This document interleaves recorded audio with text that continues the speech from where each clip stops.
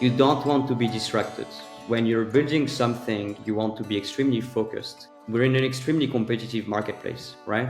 Every single thing you're gonna work on, every single thing you're thinking of doing, of writing, of talking about, someone else is doing it. I mean, you're literally competing with 6 billion other people, right? So if you want to be the best, you have to focus on something and make it your entire life and spend as much time as possible thinking about it and focusing on it. The way to think of it is you need to be a master of everything you do. Hey everyone, welcome to another episode of Unqualified Opinions. I'm Whynonah, a research analyst here at Messari. Today we're excited to be joined by Johann, the Chief Business Officer at Chainlink. We're going to discuss a bunch of interesting things, including Chainlink's origin story, institutional adoption, and its future. Johann, would you like to kick us off with a quick intro? Yeah, sure. First off, thanks for having me. It's great to be here. So I'm currently the CBO over at Chainlink. I've been at Chainlink for the last 6 years, basically managing the business team and working on all the ecosystem side of the house, from DeFi, blockchain to capital markets. So that's basically me. All right, before we get into the nitty-gritty of Chainlink, can you take us back to a formative moment or idea that perhaps shaped your thinking about technology or your personal approach to building? So I think in general, I acquired through, kind of my short life here on Earth, a very deep belief that you have two types of mods you can be in as a person.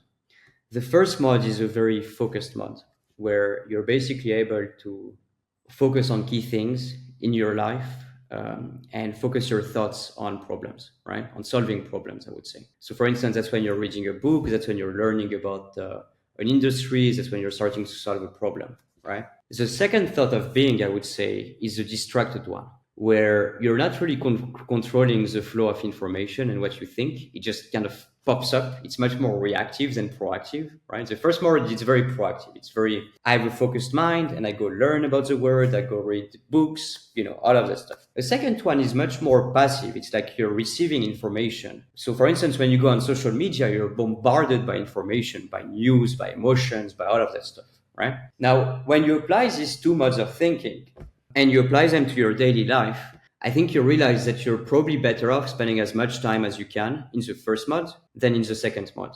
You're probably much better off being a focused person than being a distracted person. And that's something I've kind of applied all my life to my work and the way I try to spend my day and try to build things. You don't want to be distracted. When you're building something, you want to be extremely focused. And even more so when you're building a company, you need to have extremely clear focus and be extremely selfish with your time and the way you think and what you think. Okay. I think the reason for that is because when you look at the world today, we're in an extremely competitive marketplace, right? Every single thing you're gonna work on, every single thing you're thinking of doing, of writing, of talking about, someone else is doing it. I mean, you're literally competing with 6 billion other people, right? So if you want to be the best, you have to focus on something and make it your entire life and spend as much time as possible thinking about it and focusing on it. The way to think of it is you need to be a master of everything you do. Okay. So that's really been one of the kind of foundational things in my life. It's and the way I approach building and doing things on a day-to-day basis. You need to avoid the distracted mind. You need to have the focused mind, because the way to win in this world is to be focused. So that would be the formative, high-level, abstract, philosophical kind of concept I would put forward here. Interesting. Let's dig deeper. What was a specific moment where you realized blockchain technology itself wasn't smoke and mirrors, but something more foundational? I think the first time I used Aave was really the huge click for me. It was super easy. No one asked me any questions. I didn't have to go to any bank. I didn't have to talk to someone. I just went to a website, I clicked a few buttons, and I got a loan. And that was really a big change for me. Like, to me, the way I started thinking about it was as easy to get a loan than it was to open my email or send a message on WhatsApp. And so to me, the big thought was, how do we make easy and as straightforward to use the financial system to transact as it is easy to kind of read an email, right? It's basically what we should be aiming for. Like, if we want to succeed as a space, doing financial stuff should be as straightforward as it is to browse the internet today. It's like value should be as easy to play with as information is easy to play with, kind of, right? So that was really a formative moment for me. I still remember when I first got this loan on Aave. It was the old website. It was, harder to use back in the day, but it was still super easy compared to the usual stuff I was used to. Awesome. Aave has clearly found product market fit over the years. In your opinion, what should more founders get right about achieving product market fit in the crypto industry specifically? I think there are three things. One of them goes back to the focus point I was discussing. Why did Aave do so well? They had focus. They focused on lending. They wanted to solve lending. And they experimented with many ways of solving lending, right? Aave was not always Aave. Aave was called ETHLend at some point. And ETHLend was peer-to-peer lending. But it was still lending, right? They were thinking about this idea on how do we create a lending marketplace on chain for many, many years. And they're still their main focus. You don't see Aave going into derivative trading. You don't see them doing other financial instruments. They're focused on one thing and they're doing super, super well, right? So I think focus is a very big thing I would recommend every founder to apply themselves to. And that also means ignoring the hype and ignoring the Twitter new narrative that comes up every new week, right? You just have to dial in and focus on one thing and be the best at it. The second is talking to customers. We're an extremely engineering-led space, and that can sometimes mean that people build things without worrying about their target market, okay? That's a very 101 thing on how to build products, but unfortunately, if you look at our space, you have so many things that are products that no one will ever use, and they will never be used because the way they were conceived was a very engineering-driven mindset without worrying about product market fit. So that's a very key thing. Do not only look at the engineering aspect, do not look at how great the technical solution will be, how great the design will be. Be extremely customer-centric. That would be one of my key advice here in this space. The third one, I would say, that applies particularly in our space today is our world is changing extremely fast. And the goal of our space is to redesign the world. So we cannot be in our echo chamber. We need to pay attention to outside events and what's going on outside, right? So right now, for instance, the big thing that's driving growth inside our space is tokenization. It's how do we connect TradFi to Web3. I would urge people that are looking to build things today to work on this very problem. Your work right now should not be about building a crypto native Web3 product that only leverages, on-chain assets, etc. It should be about how does my product help solve what is the biggest focus for the industry today? And the biggest focus for the industry today is how do we bridge the trillions of dollars sitting in TradFi to the on-chain world. So work on the problems that are problems of today, the big things that are going to bring value to the space. Don't ignore what's going on outside. That would be my third big thing.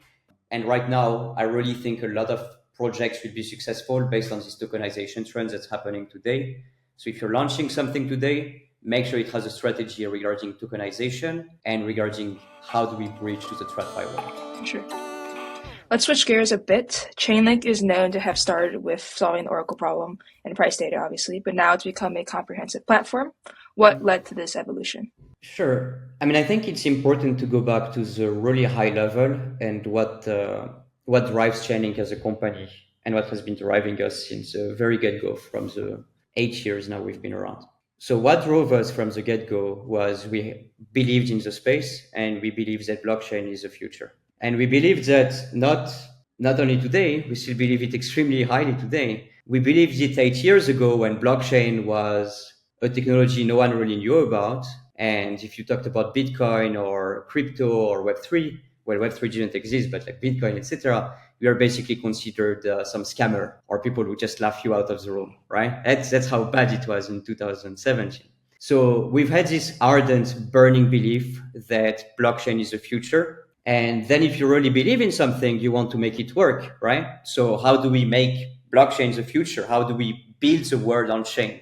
So then you had two paths to doing that, to mass mainstream adoption, I would say. The first one, which was the path that many people had back then, was we need to rebuild everything on chain. we need to rebuild TradFi on chain. We need to redo everything natively on chain. Like TradFi won't exist in a few years. We're just going to be able to revamp it altogether. That was one approach the space had for many, many years. The second approach, which was much less common back in the day, was, okay, this system we have today, this TradFi system, these institutions have been around for hundreds of years. It's highly unlikely we're going to be able to rebuild them from scratch. It's highly unlikely we can do any of that stuff natively. We need to connect to the real world if we want blockchain to become the new world, if we want it to become if we want to have mainstream adoption, right? So our concept from the get-go was connecting. That was really the driving force behind Chainlink. It was, how do we connect Chainlink to the real world? And the way we started was data. In order to build financial applications on chain, you needed to have access to real world data. You needed access to gold prices, to FX prices, even to crypto prices, because the trading was happening and is still happening mainly on off-chain exchanges. That was the main thing we started working on. It was price feeds. We built price feed at a time when you had no real oracles. You basically had projects build their own oracles, or you had centralized oracles, and you basically ended up having hacks every 2 weeks. So when we created price feeds and we leveraged kind of our research, our security team back in the day, we were able to create the most robust price feeds in the space. And that gave rise to DeFi, basically. So our first user actually was Synthetics and then Aave.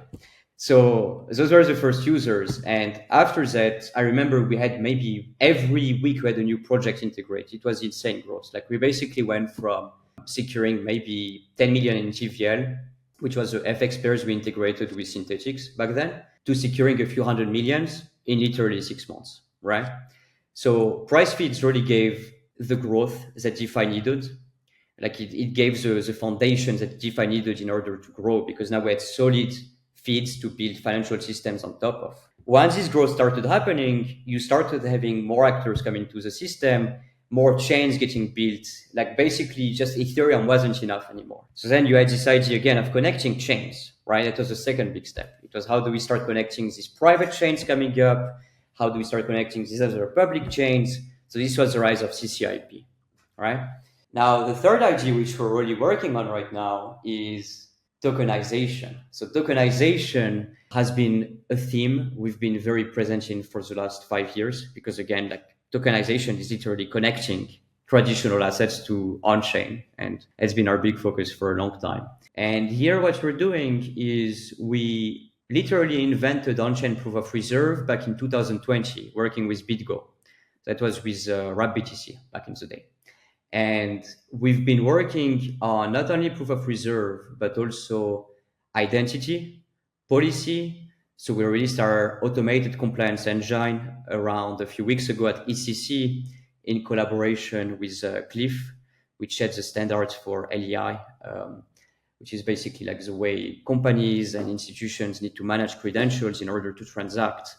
And with Apex, which is one of the largest fund administrators in the world, right?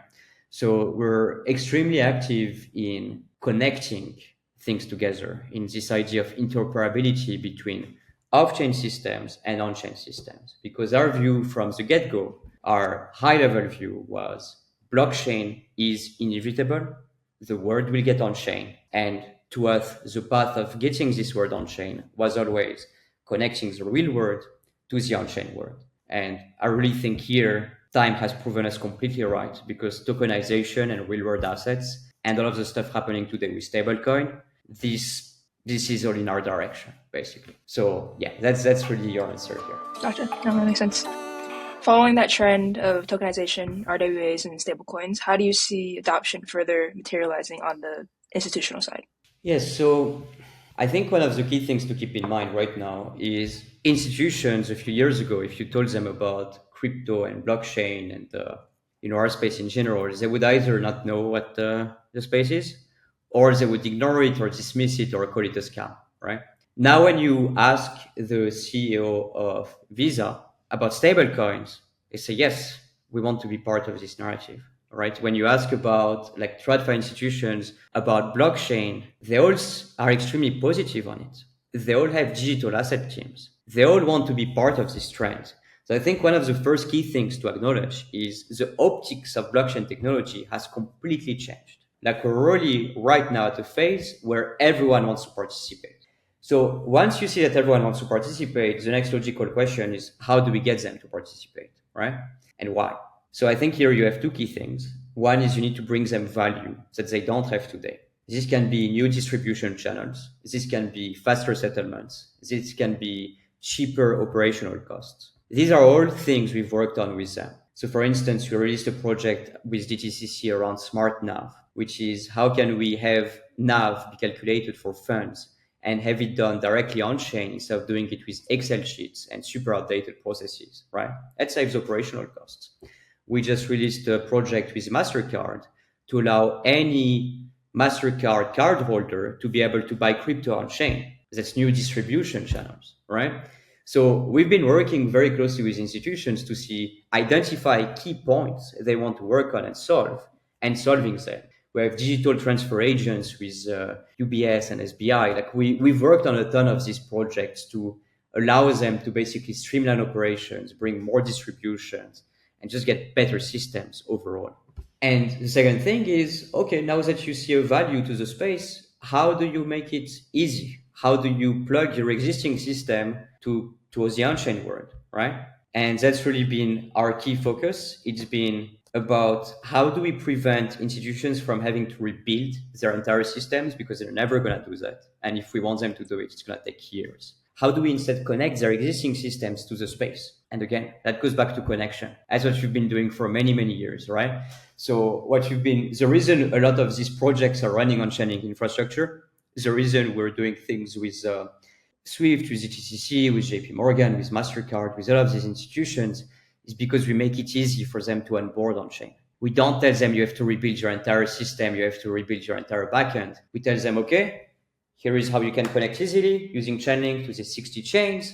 Here is how we can do automated compliance and identity. So you need to have an easy process to get them on chain.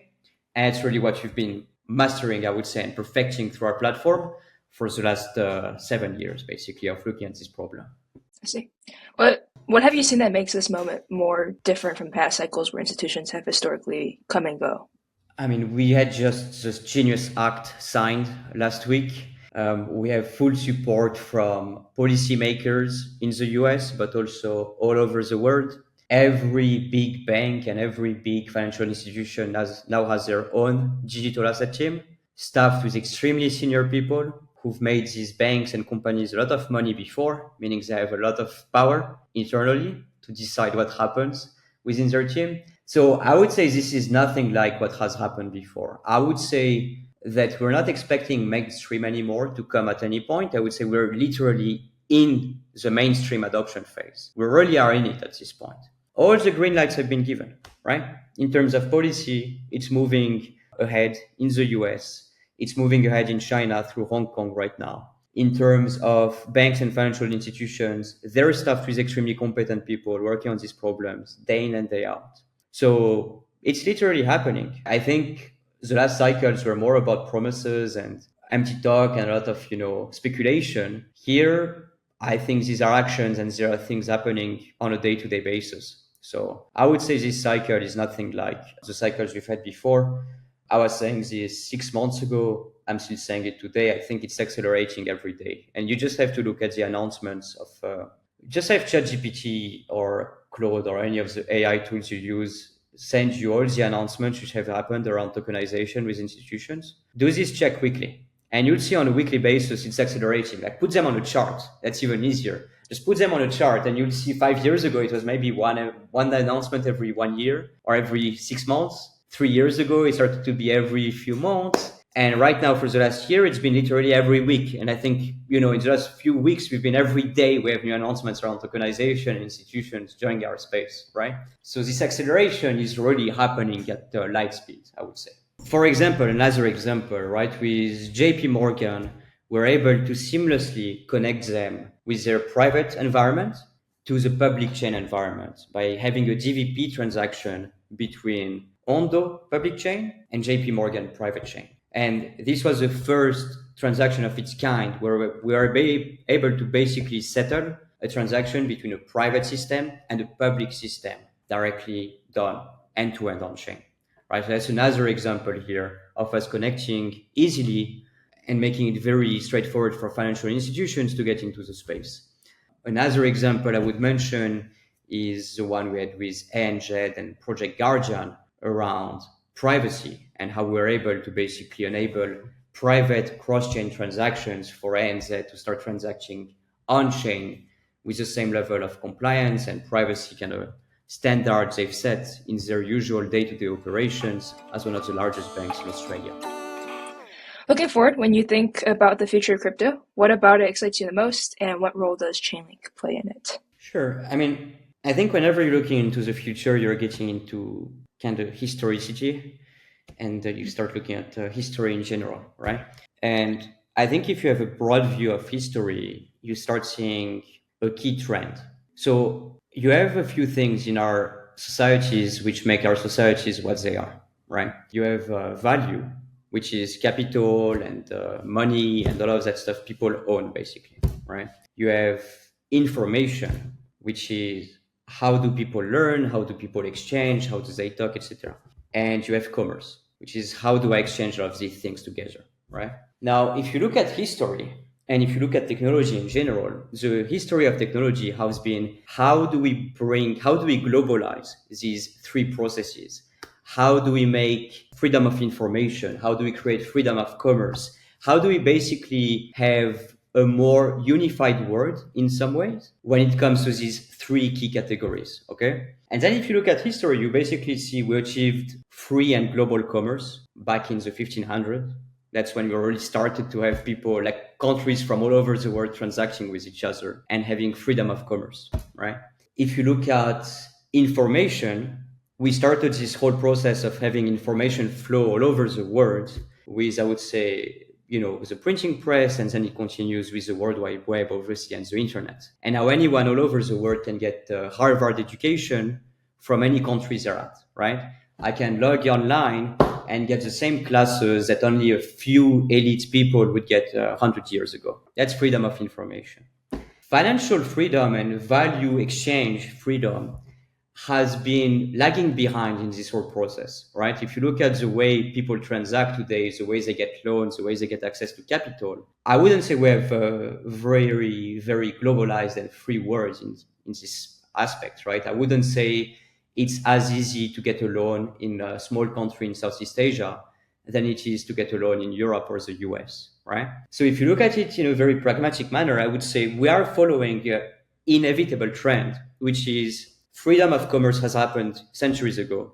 Freedom of information has happened with the World Wide Web. Now we're just hitting the next logical point, which is freedom of value, freedom of capital. That's what blockchain is enabling. And what I think will happen based on that is every time you're able to change one of the three key things, one of the three kind of lifebloods our societies run on, you bring more value, you bring more opportunities, you create more freedom, you create a better world for people, right?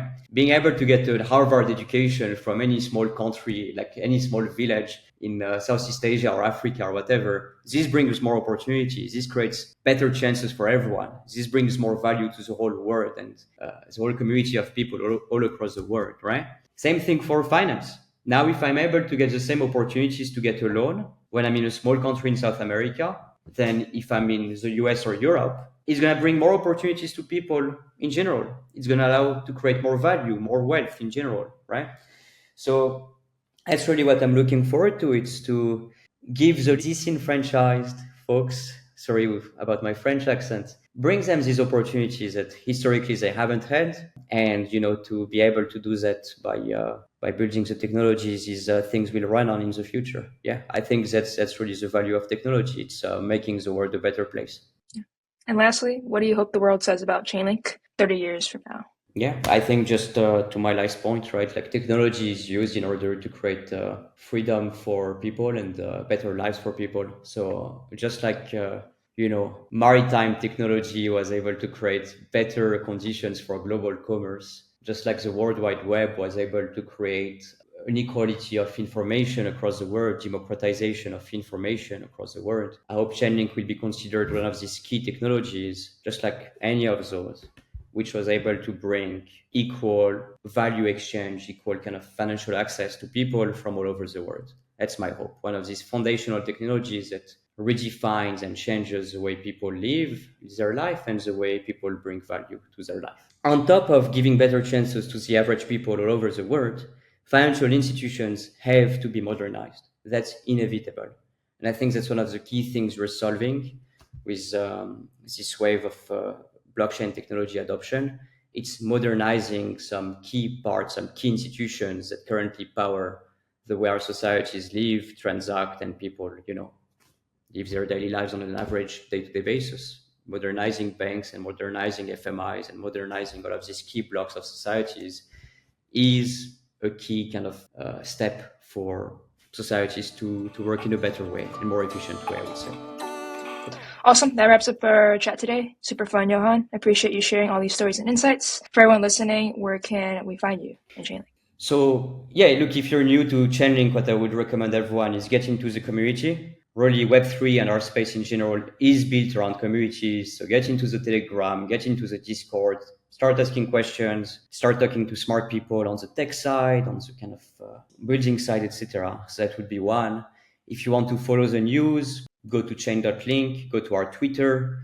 If you want to build things, also go to chain.link. We have our docs there on how to use our products, from the price feeds to the cross-chain to the proof of reserve, compliance engine, etc. If you're mainly RWA tokenized assets, please don't hesitate to reach out there. And if you want to just follow us on social media, I have my own account. It's Eid Johann on Twitter, so it starts with EIGs and Johann. And follow Sergey, follow our official channel, which is the Chainlink Twitter account. And I think those will be the main things to get started here. It was awesome to be here, and thank you so much, you guys, for having me. Yeah.